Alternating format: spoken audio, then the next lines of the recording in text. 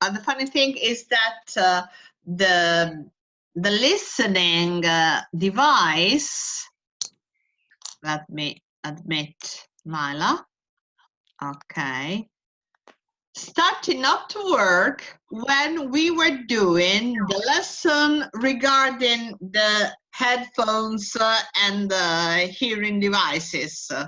That's really, you know, strange.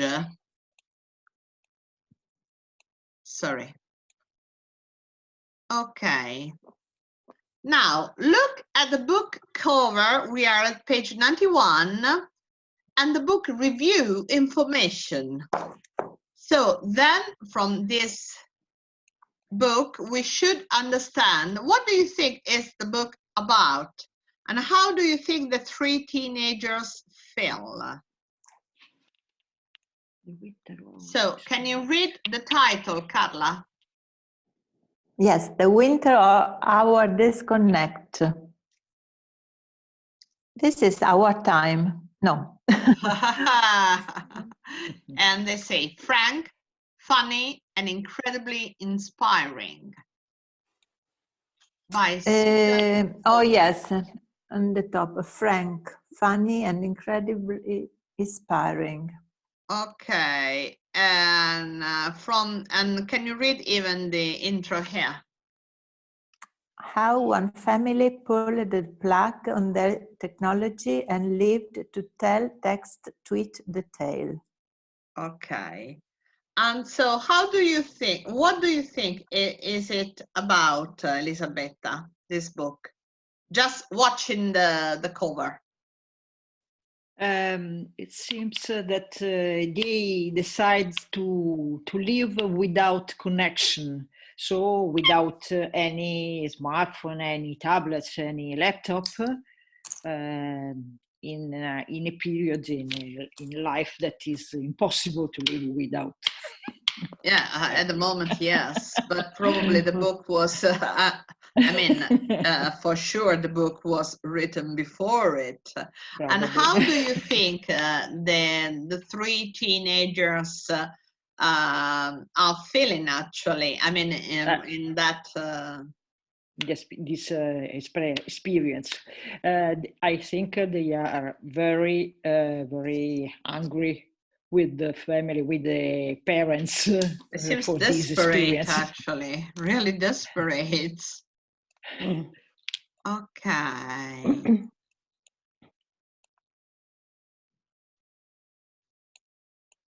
Anna, can you read this intro? But the wise, really? Yes. The wise and hilarious story of a family who discovered that having fewer tools yes. tools to communicate with actually led them to communicate more. When Susan Mouchard first announced her intention to pull the plug on her family's entire collection of electronic gadgets for 6 months. 6 months. Her three kids didn't rate at all. Said Mouchard. Looking back, I can understand why. They didn't hear me. They didn't hear me, yes.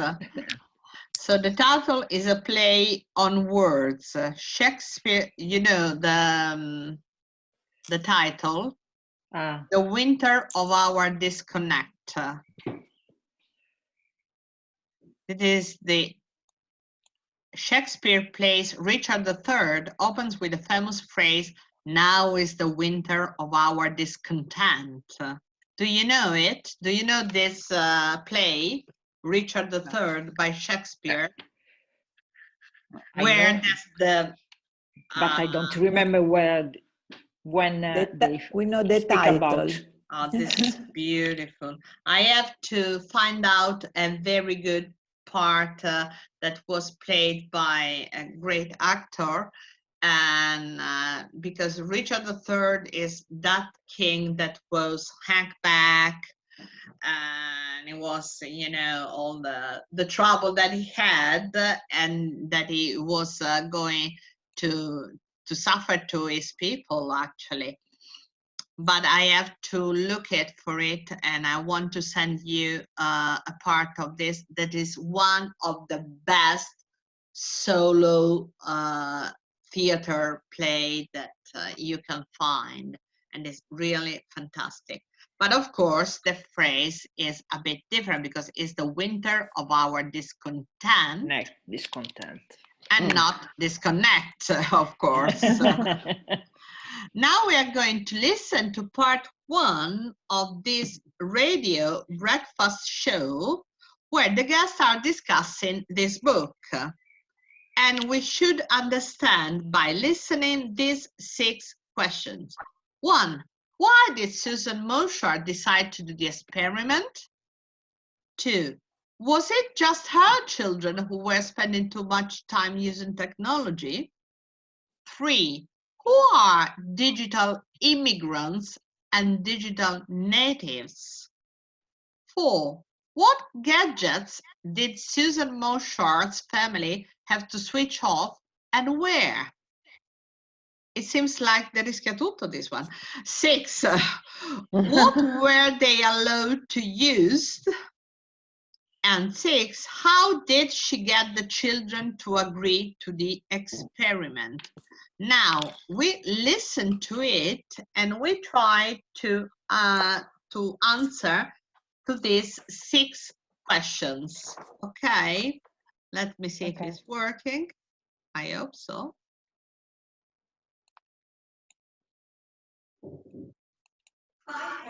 No, not yet. I have to switch it on again. Sorry.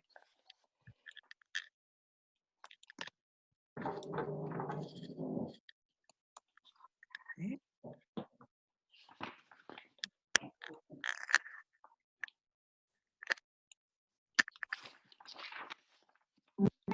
Ok. Paola, posso chiederti una cosa? Of course, darling. Al punto 2, no? Yes. Lui dice, was it just her children who were spending? Perché non mette where? Perché non è riferito ai ragazzi, ma al chi. Era solo i suoi figli che vedi, who. Ah, ok. È come se io dicessi who was spending too much time, her children. Sì, Okay? sì. È riferito. Ok, brava però, mi sei piaciuta.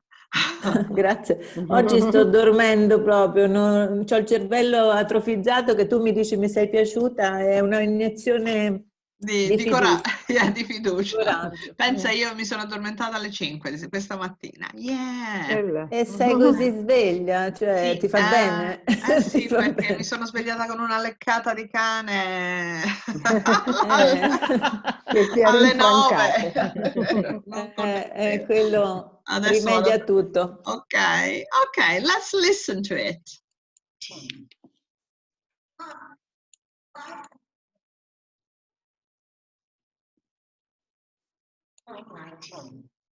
Can you listen? No. No, because it didn't connect it. Sembra che non parte proprio. No, parte è il mio speakers che non si connette. A proposito, ho detto, questa è una strana che parliamo di speakers, di connection e non mi si connette. Non ti si connette. Guarda, è proprio...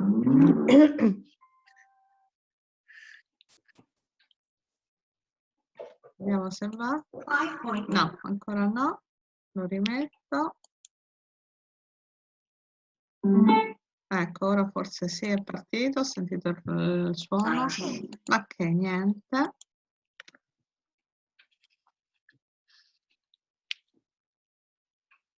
Che o sento io voi, solo la voce. Ecco. Adesso dovrebbe essere tutte e 2. E music, ok. Ora forse sì. Part 1. Niente. O accipicchia o accipicchia. Anche la tecnologia ci sta dando dei segnali. Oggi sì, c'è qualcosina che ci disturba.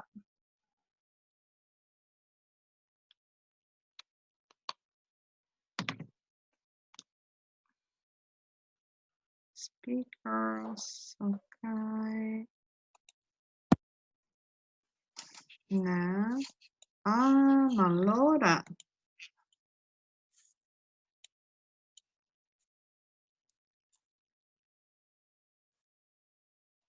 Andiamo qui, se va così. Ok, ci siamo ragazze. And now it's time for our book of the week, which is The Winter of Our Disconnect by Susan Mousehart. Jenny, to start with, it's a good title, isn't it? Yes, brilliant. And it was a fascinating experiment and a good read. Tell us about it. Well, Susan Mousehart is a journalist who's bringing up 3 teenage children. She decided to do the experiment after reaching a point where she felt that the whole family, especially her children, were all living in their own little worlds with headphones on, plugged into their laptops or their iPods or their smartphones, and that they weren't relating to the other people in the family. So it wasn't just her children who were permanently plugged into an electrical device? Well, she admits that she herself was quite addicted to her phone and to her iPod and her laptop, and she was constantly reading news sites and Googling information, but it was really her children who were totally dependent on new technology. In the book, she makes the interesting distinction between digital immigrants and digital natives. What does that mean? She describes herself as a digital immigrant. That's to say, someone who didn't grow up with digital technology, which is really anyone who was born before 1980. Her children are digital natives, which means that they were born after computers and the internet were already part of life. That's me then. Yeah. Well, the main difference, she says, is that digital immigrants use the technology to find information or to listen to music, but digital natives live and breathe the technology. So for them, living without it is like living without water, without electricity, in the dark ages. What were the rules of the experiment? The family had to live for 6 months without using any electrical gadgets in the house with a screen. So, no smartphones, no TVs, no laptops or computers, no video consoles, and no iPods. Oh. They were allowed to use technology at school or at friends' houses or in internet cafes. And they were allowed to use landline phones, but everything else was switched off for the whole 6 months. I couldn't do that. Gosh, how on earth did she get the children to agree? She bribed them. She told them she was going to write a book about the experiment and that they would share in any profits that she made from the book. Wow, no, that was very clever. Okay. Very interesting, this one. Okay, Anna. Eccola. You get the listening? Scusate, io non posso partecipare molto perché ero, cioè oggi, no, la tecnologia veramente sta facendo, avevo le cuffiette, no? E sentivo una musica pazzesca sopra la voce di quella. Voi la sentivate, no? Sì, sì. Cioè, Io sentivo fischi, c'era il non sottofondo musicale. musica. No, io una musica che copriva tutta la voce di questi, poi a un certo punto ho tolto le cuffiette in fondo e non la sentivo più, sentivo soltanto la voce dello speaker. Oggi, però guardate, è veramente una cosa cioè i strana. misteri, questa della musica di... Cioè, Oggi è mi veramente... Ma sei copriva sicura? tutto. Ma sei sicura che tu non c'hai qualche programma che ti parte con le cuffie? Può darsi. No, Perché io guarda, quando attacco lo speaker in automatico mi parte il programma di lettura musicale, quindi mi attacca delle canzoni a creatività. Per cui magari quando tu connetti le cuffie il cellulare ti parte a cannone che canzoni. dovrei sentirla anche adesso però che ho le cuffiette. invece è partita in contemporanea con la, no, c'era una musica spiegazione sotto perché era una All'inizio c'era la musica, radiofonica. sì, sì. Però io lo dopo sentivo non si sentiva più. fortissima, fortissima e mi copriva tutta la voce di questi. Ho detto oggi è Vabbè. strano, ragazze. Vabbè, comunque cerchiamo Sì. di capire quello che abbiamo capito e poi la riascoltiamo leggendo anche il testo. Così almeno Sì. ci è un pochino più chiaro. Vediamo, allora, Anna, tu sei riuscita a sentirla bene?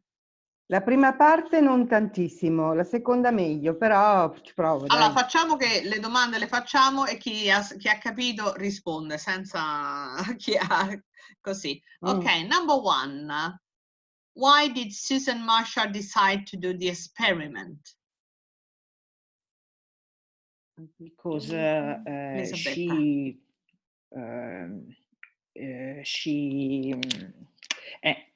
she and his family and their family are using technology for everything. They spent many time with their tablets, their laptop, and she thinks that it's a terrible period for a family. Relationship. For the relationship. Yeah, because they weren't communicating anymore in the family. Yes. Good. Yes. And was it just her children who were spending too much time using technology? Probably not. Probably not. There were all of them. Even herself. Yes. Yeah, because she was always reading the news, maybe working, but anyway, on a device, with the eyes fixed on a device. Device. Yeah. Who are digital immigrants and digital natives? Digital immigrants are all the people like me, for example. Not like me, like you. That like us. Like all of us, because they say born before 1980. 86. Yes. 86. Because we were born with technology. Yes, we weren't there when the technology was. I mean, we were already born when we started to use the digital technology. Yeah. When we use the telex. Yeah, the telex. I remember with a strip that was made of paper with the holes. With the holes. Yeah, we were communicating. When I say that story, they all say, "Oh, really? Did you do it?" Yes. Yes. But she says an interesting sentence, because she says the difference between digital immigrants and natives is that the immigrants can obviously do technology very well too, but digital natives breathe it. Yes, and yes, not on the other way around. Yes. That means that being having had a life even before the digital technology, we can manage with or without. Yes. But for them, they are born in a digital era. It's much more difficult to renounce to any device, to any technology, because they don't know how. They don't know how to do survive. anything without. No? Yes, it's true. Okay, and what gadgets did Susan Moshart's family have to switch off and where? Did you get it? Gadget. They had to switch it off. Sorry? Smartphone, tablet, and PC, but especially when they were at home, because they could use just when they were at home. Yes. because they could use it at school and at their friend's house. Or internet cafes, yes. Yes. Mm-hmm. Yes, I was saying that gadgets and device is the same, but device is something that is always connected with electricity or any sorts of connection, a device. The gadget is everything, like for some, instead of say an object, you say a gadget is the same. For example, even the mouse is a gadget, or the speaker, but even this one is a gadget. I mean, Okay. it's not the thing that we use in Italian, because in Italian, gadget for us is like un regalino, un premio, un ricordo. Un ricordo. In English, it's just an object. A gadget is an object, or anything you use. Anything you use. Okay. And what were they allowed to use? Did you get it?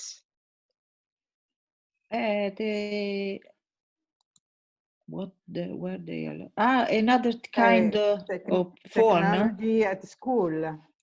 Yes, but at home, what they could use? I haven't understood what was.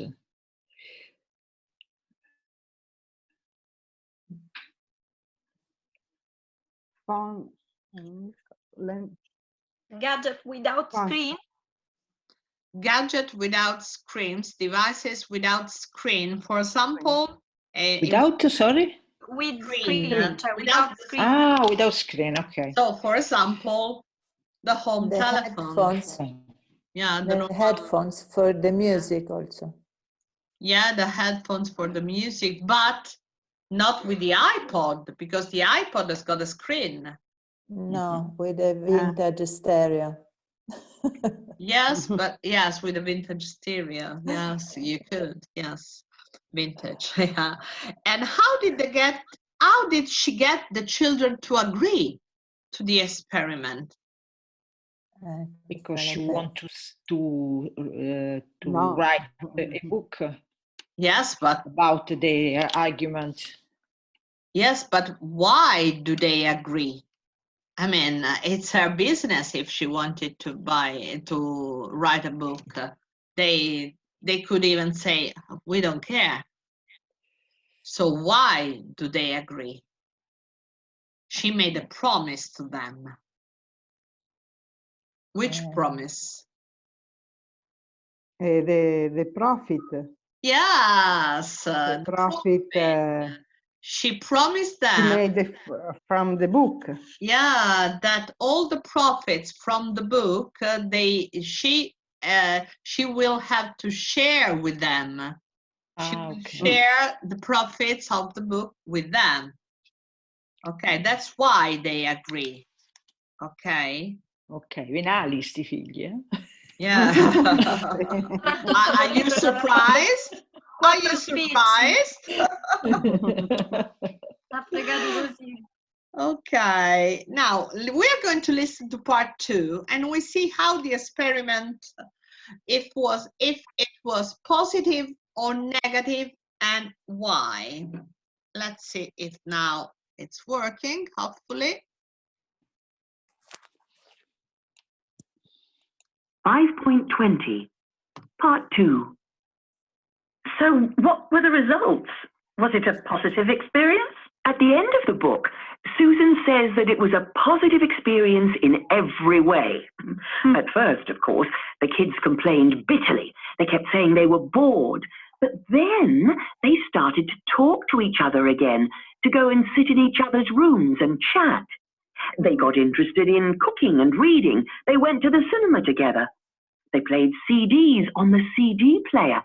And they actually sat and listened to the music instead of just having music on their headphones all the time as background music. And Susan's 15-year-old son started playing the saxophone again. He'd stopped playing a few years before, but then he started having lessons again and even started giving concerts. Oh, and the children said that they slept better. Oh, well, that's good. Yeah. I mean, what about the children's schoolwork? I mean, nowadays we sort of assume that everyone needs the internet to do research for homework and so on. In fact, the children's school reports show that they all improved. When they needed the internet, they used the computers at school or at university. The eldest daughter was at university. Or they went to friends' houses. But when they did their homework, they did it better than before because they weren't multitasking. They weren't doing homework and listening to music and sending messages all at the same time. Right. So they concentrated better and their schoolwork improved. What about Susan, the mother? Did she find it difficult to live without modern technology? What she found most difficult was writing her weekly article for the newspaper, because she had to do it by hand and not on her laptop. She says that at the beginning, her hand used to really ache. She just wasn't used to writing by hand anymore, but that was just a small problem. Any other negatives?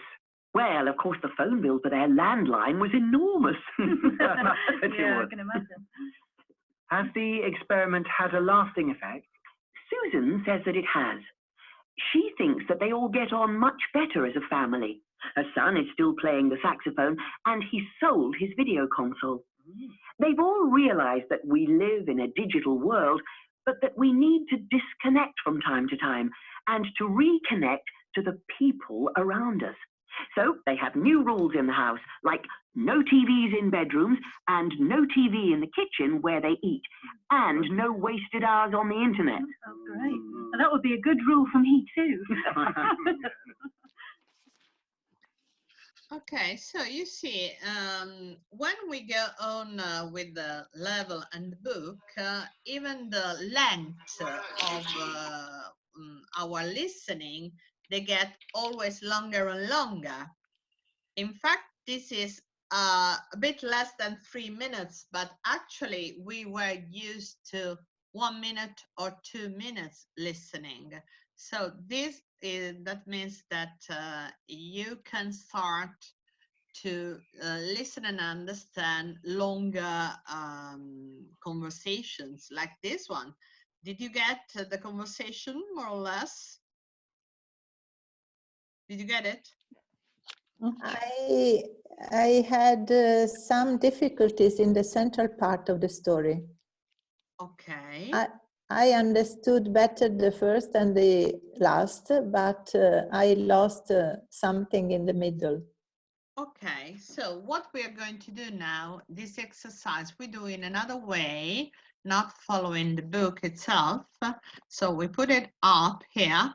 You see, it say, listen again, complete the sentences in your own words.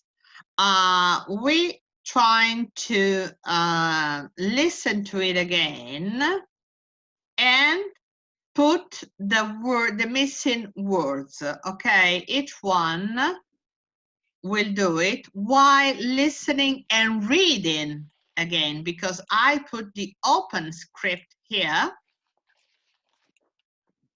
near. Unfortunately, you cannot watch it bigger. This is the maximum that you have, but as you know, it's highlighted in yellow, so you can see it, but I never stop it. And you try to put together the missing words, not completely the same, because what I want is the meaning, what you have understood.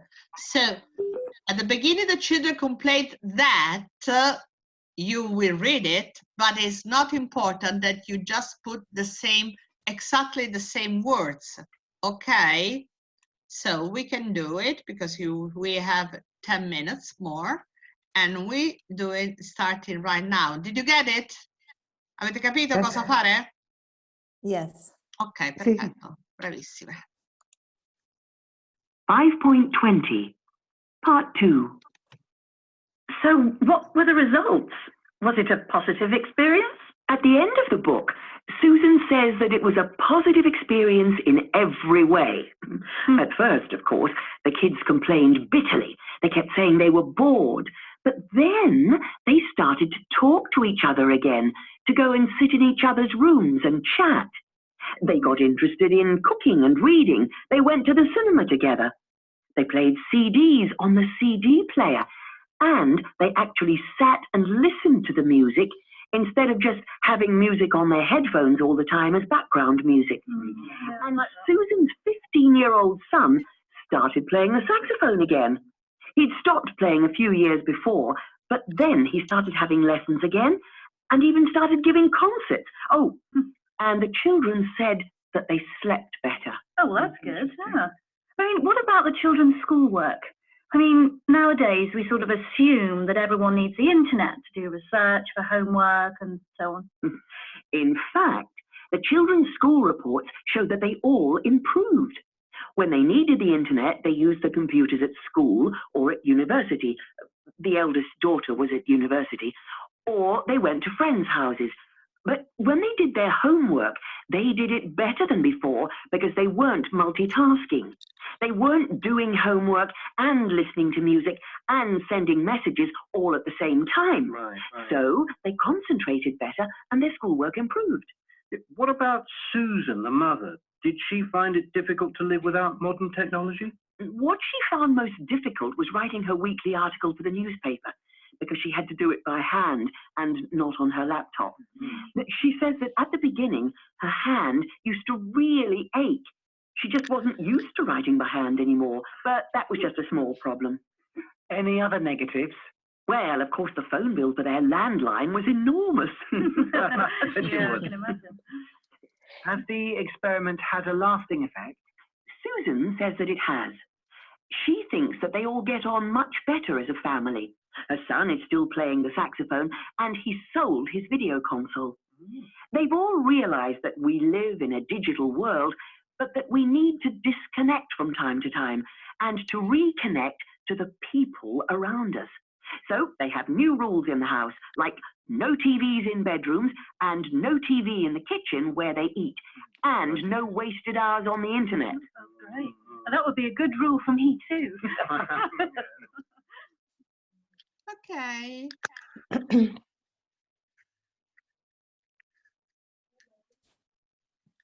Okay, so at the beginning, the children complained that what? It was boring. That it was boring. It was boring staying without any connection. Yes.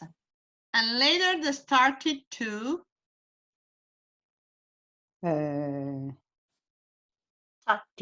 studying without technology and yes. Play saxophone. Yeah, this is number 3. Her son started to play saxophone again. Yes, yes. Their mother found it difficult too. That was the central part that was less clear than the other part. Write with the hand. Yes. Write with the hand, by hand, because it is tiring, actually, it is. And another negative thing was that The bill. The bill. The bill of the phone. The landline, yeah, the landline bill was very high, of course. And now, they now have new houses rules. For example, not to use TV in the kitchen where they eat, and no TV in the bedrooms, and something else, but I don't remember anymore. The part 3, actually, if you can do it by yourself, you have the listening, because I send you even the link, so you should have the listening. If you don't find it, tell me, because I send you the link where you have all the listening. And you're going to listen to part 3, and you do this, this chart. What does each guest say he or she would miss most if they had to do the experiment? So you have Sally, Andrew, Jenny, and Nick. So you could do by yourself this one. Listening, how many times do you need to get it without watching the text, but you can listen more than once, ok? Io non so chi sono queste persone. No, questo ti devi andare a prendere questo audio, che se non lo trovate, vi dico io dove si trova, perché c'è online, dovreste averlo perché vi avevo mandato un link, sì, però ve lo vado a riprendere, ok? E c'è questa 521 parte 3, ve lo andate a sentire per riempire questa chart, dove parleranno appunto di Sally, Andrew, Jenny e Nick. È un ulteriore... Sì, è la parte 3, è un'altra parte. E niente, però senza guardare il testo questa volta, ma lo potete ascoltare tutte le volte che volete, risentirvelo quanto volete. Questo è proprio un esercizio di ascolto e comprensione, però avete la possibilità di sentirvelo quanto vi pare. Questo vorrei che riusciste a farvelo da sole, se ci riuscite. E poi guardiamo qui lo useful Paola, language. Scusa. Sì, dimmi. Il file audio che hai mandato tu è diviso in sezioni, tipo questa è la 5? Questa no. Perché hai visto che è da 1 a 10? No, qui però siamo... per non scaricarle tutte? No, qui siamo... Aspetta che apro meglio. La 9B. Ah, 9B, ok. Quindi è la 9. Unit 9. Per cui penso che siano 9-10, qualcosa di simile. Sì. È Sono l'ultima divise in però vedi unità. sull'audio c'è scritto 521, no, non c'entra niente. Della 9, dell'unità 9, dell'unità è 9 l'audio è il 521. Ok. Ok, è il 21esimo audio dell'unità 9, perché sono tutti suddivisi. Però in effetti per scaricarlo sono a 2, perché altrimenti veniva un file troppo grande. Guardiamo un attimo questo useful language prima di chiudere. The thing I'd miss most is I can't live without it because I use it for, I'm addicted to it, I depend on it for. Io non voglio parlare di più di questo perché mi piacerebbe che voi facciate queste 5 frasi con il vostro, quello che riguarda voi. Per cui the thing I miss most is, e mettete quello che vi pare, ma anche riferito, potete anche svilupparla. Ad esempio la prima si presta molto al nostro momento attuale. E potete scrivere the thing I miss most is in this moment, per bla bla bla bla bla bla. Per cui tirare fuori 6 spunti, 6 frasi che potrebbero essere degli spunti di conversazione. Queste sono le 2 cosine, se riusciamo a farle per venerdì. Dimmi Carla, vedo che stai partendo con un... Sì, come la traduciamo? I'm addicted to it. Non te lo Sono dico. collegato? No. Collegato? No. I'm addicted to it. Non ve lo voglio dire. Io lo so perché sono un addicted. To smoke. You can be addicted to cigarettes. Dipendente. Sì, l'avevo intuito, però allora la differenza con I depend on? No, quello è dipendere da, in modo dipendere, è diverso, Ci chiudono, io ragazzi. Io mi sto a salutare, che mo ci staccano. Sì, ci staccano. Ok, vi mando la differenza. Un bacio. Grazie. Va bene. Ciao. Ok. Ciao, grazie. Ciao, grazie.